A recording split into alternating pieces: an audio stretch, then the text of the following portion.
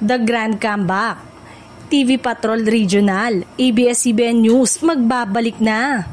Tila isang malaking comeback ang binabalak ng ABS-CBN News matapos magbigay ng nakakakilig na patikim para sa mga loyal kapamilya viewers.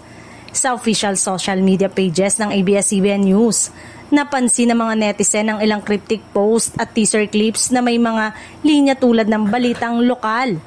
Muling mapapanood at abangan ang pagbabalik ng mga tinig ng inyong minahal.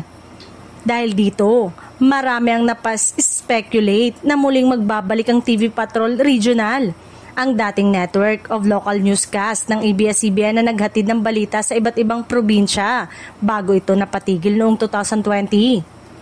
Kung totoo nga ang hula, ito ay isa sa pinakamalaking pagbabalik sa larangan ng lokal na pagbabalita, lalo na't marami pa rin kapamilya sa mga rehiyon ang sabik na muling mapanood ang kanilang mga lokal na anchor.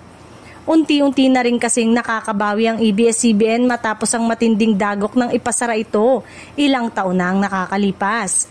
Sa tulong ng mga digital platform, partnerships sa iba't ibang network gaya ng TV5 at GMA, at tagumpay na content sa streaming, unti-unti nang bumabangon at nakabawi sa pagkalugi ang Kapamilya Network.